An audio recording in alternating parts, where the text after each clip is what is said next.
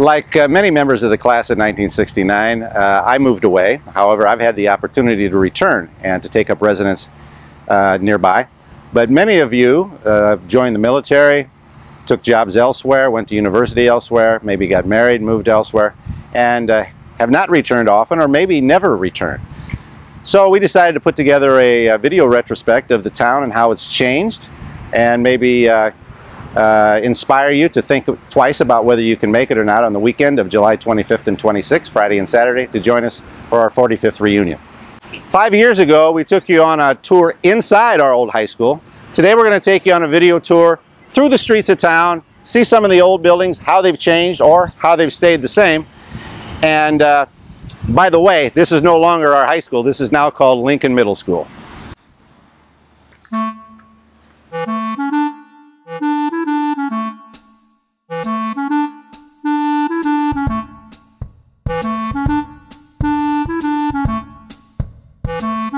Here we are in Lusk Park. During our day, this was just a green area with a few gravestones. Obviously, it was named for the Lusk family who lived here hundreds of years, a couple hundred years ago. Now it's an official city park, replete with trash barrels and benches and such. In the back of the park, as some of you will remember, we had campouts that coincided often with slumber parties of some of our classmates. And we'd go to the slumber parties, some of the kids would sneak out and wind up partying here in the back of the park all night long. This used to be the smallest park in town, but now down the street on the corner of St. Louis and Randall, we have an even smaller park. Growing up, sometimes we didn't realize the history that was attached to our hometown. Maybe you remember Edwardsville is the third oldest city in the state of Illinois. Our city was named for Ninian Edwards, the first territorial governor. He built a home at the corner of Fillmore and East Vandalia on the property now occupied by St. Boniface Church. Ninian finally got his own statue not long ago. I'm sure our class would have come up with something creative for him around, say, Halloween. By the way, Preach is getting his own statue soon.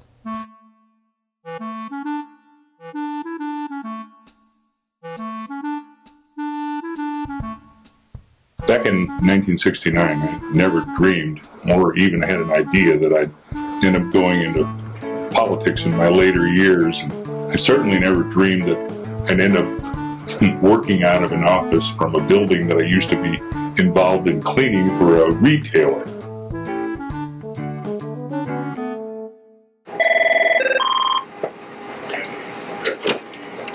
City Clerk's office, may I help you? Yes, one moment. I will transfer you to Mr. McCracken.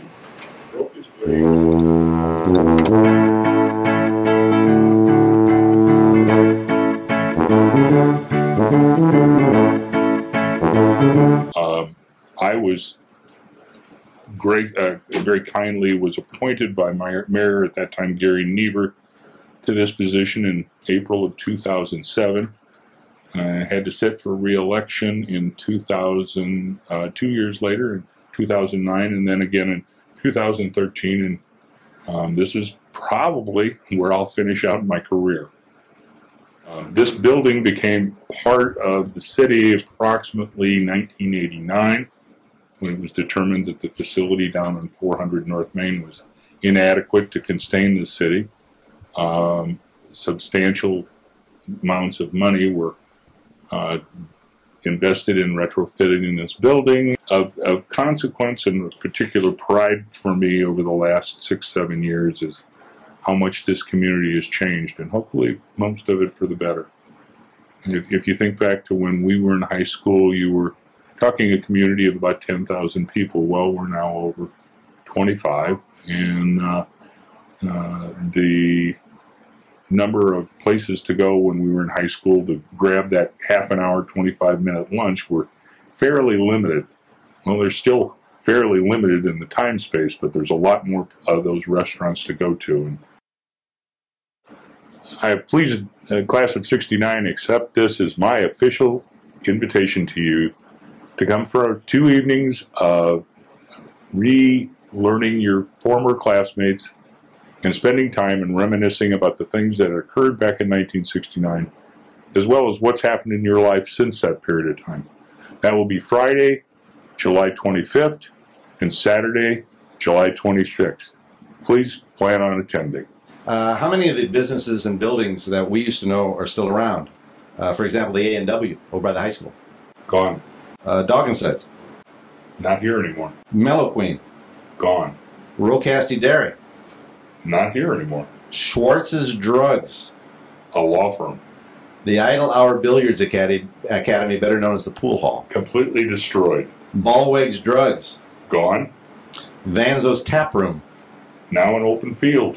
Rusty's Restaurant / Bar. Under renovation. Flaming Pit. A dental office. Bill Johnson's Hideaway, better known as BJ's. Gone. Jimmy's Tavern up by Rusty's. Gone. The Impala. Gone. The Wiley Theater. Still and recently in operations. But you need to talk to Susie Shaw Nevins.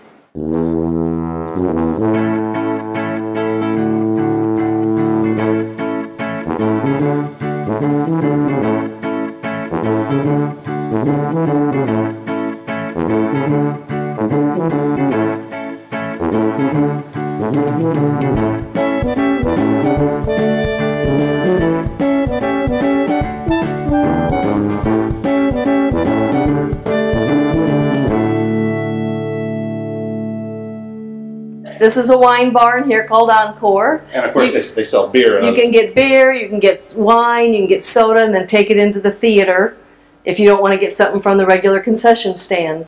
These are the original ladies and men's restroom signs. Right. They're pretty much in the same position they were before. That red soda machine that used to have the cup come down and it would fill it up, and it was at 10 cents. It was the most, really about the most expensive thing here was a cup of soda for 10 cents. Okay, we sell stars as fundraisers. We sell bricks, which are in the sidewalk out front. You can buy different sizes and put them in memory and honor of loved ones or whoever you want. We sell seats in the theater. You can do them in memory or honor of someone. But our job is to raise money and pay back the city the debt that we owe them for their help. This carpet was designed to match what was here many years ago. So it's custom made for the Wildey.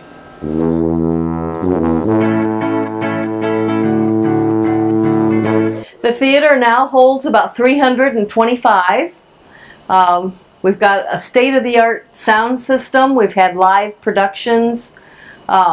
We've had documentaries. We show classic films, but we've got a beautiful sound system. It's become a very popular place to have weddings. But the very first wedding that we had here since we reopened the Wildey was Rich Mehring and Kathy Fleming. But we have weddings almost every weekend. So it's become a very popular place. We have banquet facilities on 2 different floors that'll hold up to 200, 250 people. We did have a lawyer, and he happens to be in our class. Ted Armstrong had his book signing here. It was completely sold out. It was beautiful. He brought in a grand piano. We had wonderful music. He gave a wonderful talk, signed his book. It was a wonderful event. Okay, the stage is plenty big. We've had live productions, we've had musicals here, we've had Christmas shows. Every year we do White Christmas. It's sold out. It's a sing-along. We sing with the movie on the big screen, and people love it. So we'll do that again this December 19th.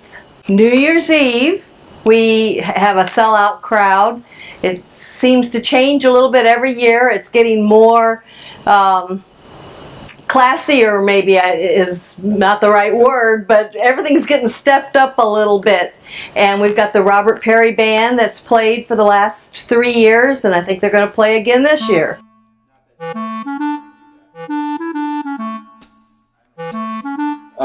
Susie, is this the side door of the theater where so many of our classmates used to sneak in and sneak out? I think it was known as the Trey Mudge Memorial entrance. This would be the door. Yep, you can sneak in. Oh, and that's right, because when you open the door, the light would stream in and flood the theater, and everybody knew somebody was coming in or out during it. Right, right. Yeah, this is the door, and it's still here.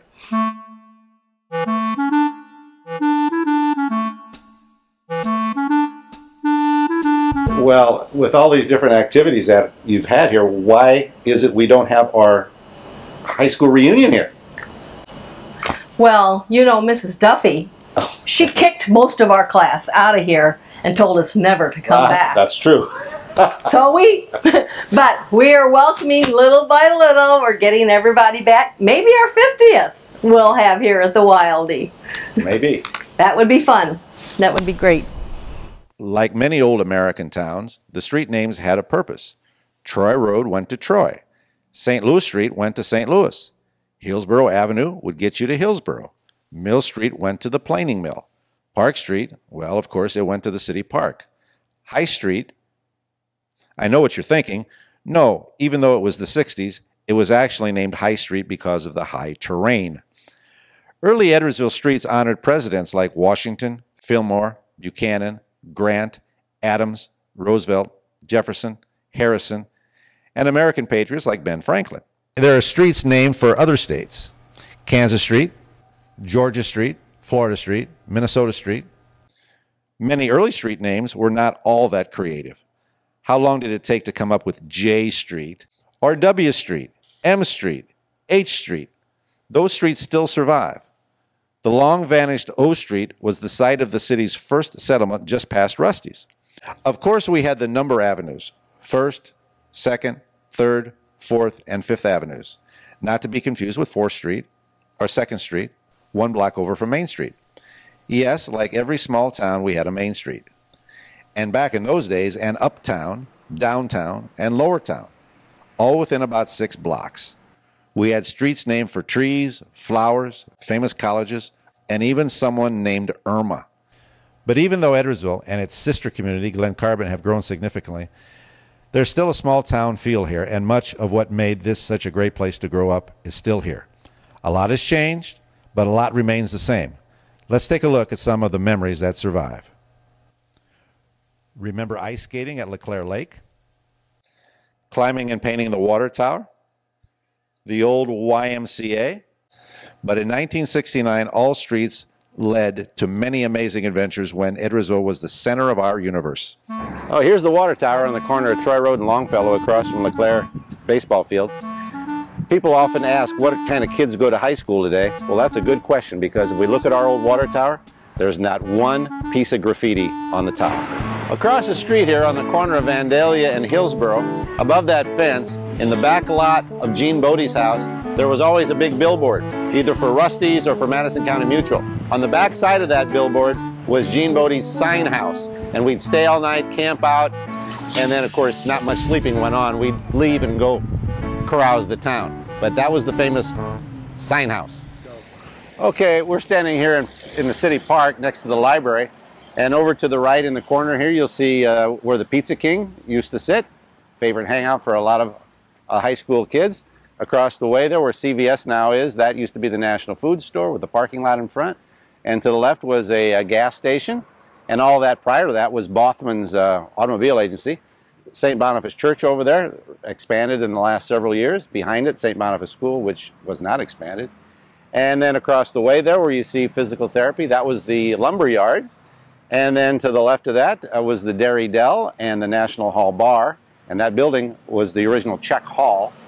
And I believe, unless it's been sold, one of our classmates, Dodie Ladd, is the owner, or was the owner. And then we have the city library with the famous statue in front. And then to the left, still on park property, is the Cleon Edskorn Memorial Bandstand. And of course, Mr. Edskorn was our longtime music teacher at Edwardsville High School. How many times did you drive down a street made of brick, made by Richard's Brick Company, and laid during the Great Depression by members of the WPA?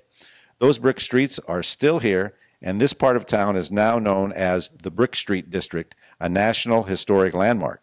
The 90th Meridian, 1/4 the way around the world, runs right through Edwardsville, right down, what else? Meridian Road. Of course, we knew the road by a different name, the 7 Dips. I'm sad to report that the dips have been graded, but many stories remain of classmates driving full speed down this road to experience their cars leaving the ground, airborne for a few seconds, before crashing back to earth, only to do it again 6 more times before reaching Highway 159. Remember summer nights when the main activity was cruising from Rocassie Dairy to Dog and Suds and back again? Or maybe you stopped and sat on your car hood at Tri-City Grocery or National Food Store and watched the world go by. Small-town newspapers haven't fared very well recently, but the Edwardsville Intelligencer, or the Eye, which published its first edition in 1862 during the Civil War years, continues to publish 6 days a week. We know many of you keep up on Eville news on the Eye's website. Unfortunately, the obits seem to be our first stop these days. Were you a member of one of the lucky families who belonged to Montclair Pool?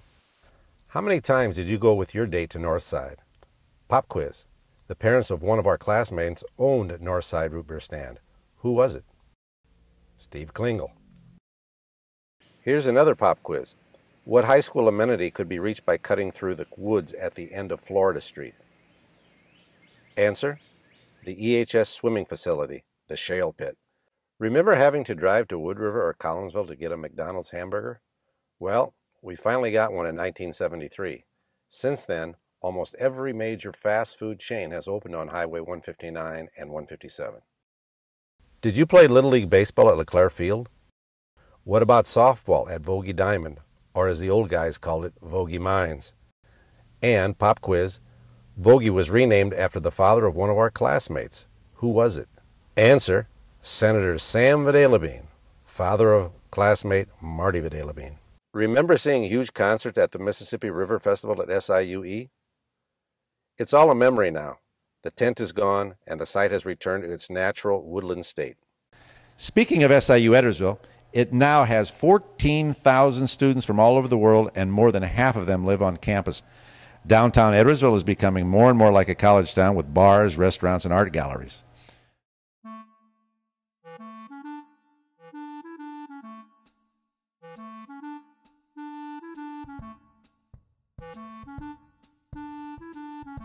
I met Alan Campbell in junior high. He came from LeClaire and I came from Columbus, and we met in junior high.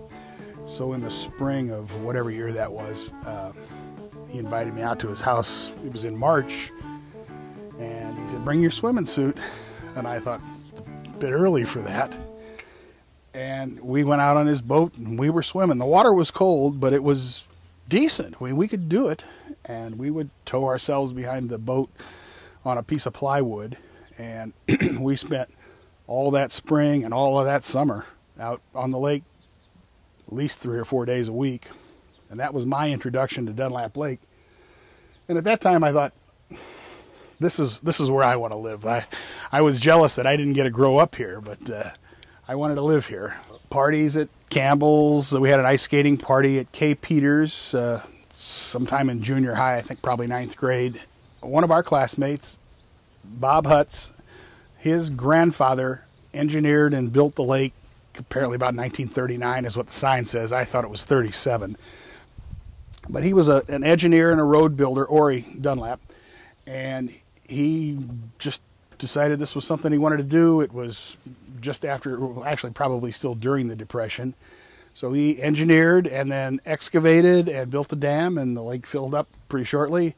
And then he subdivided it, sold off lots to the gentry of Edwardsville, and they would come out here on weekends. And some of them had cabins, and they would maybe spend the whole weekend. Some of them would just come out for the day, and they actually hunted and they fished. It was outside the city limits, so they could do whatever they wanted out here. And then as time went by, people would add on to those little cottages. Pretty soon they had a house, and they might retire. They might sell it to somebody else who wanted to live here all the time. And shortly after that, it started to build up, and people would live here full time.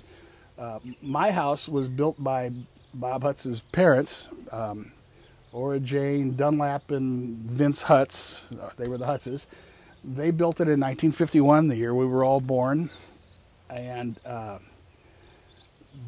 Bob's stepfather and mother lived here until I bought it in 1983. But it was probably, and I'm not sure about this, but it was probably one of the first houses that was actually built to be a house lived in full time from the ground up. Back in the day, Alan Campbell lived here in our class, Mark Ottenreeb, Diane Georgina, Marilee Mindrup, Kay Peters. She didn't actually graduate with us, but she went through school with us. 69ers, there's Gene Harrison, myself, John Busker, Bob Meintrop. Bob Hutz is still on the lake. Steve Gallatin lived out here for a while. This is This is where the gun club was. This whole point here, and then they also owned that where those two houses are back there. And they shot out over the lake, and it was still here when I moved out here, which was 1983. Well, a lot of people couldn't wait to get out of Edwardsville, and actually I was never anxious to leave town. I liked, you know, I had my mortgage at First Federal, and I always felt comfortable living in my hometown, and I love Dunlap Lake. This is where I always wanted to live. My commute, my daily commute is 2.2 miles round trip. I mean, how do you beat that? I can be at work in under 5 minutes. So, I mean, it's like heaven on earth to me.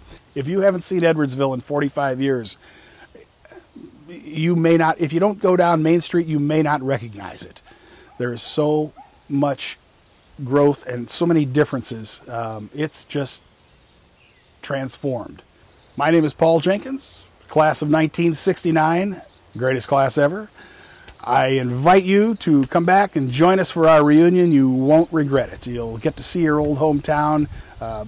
Don't pass up the chance.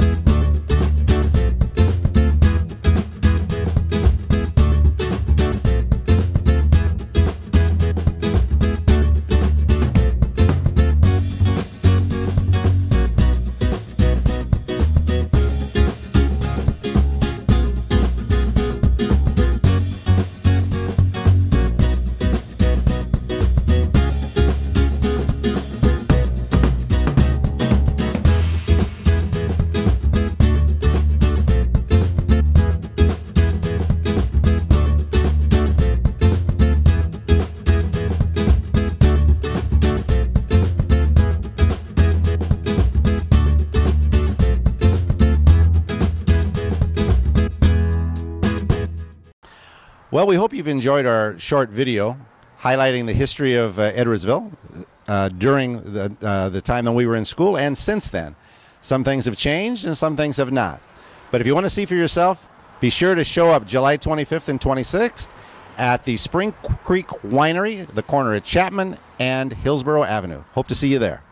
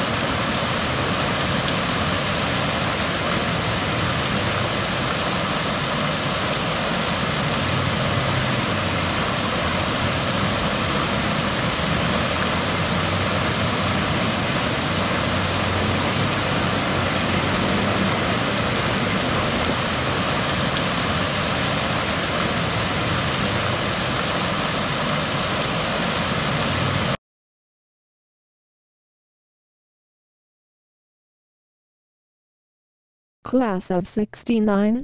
Worst bunch of troublemakers in the history of the Wild D. You kids quiet down now. The movie is starting. Do you want me to have to kick you out? You over there.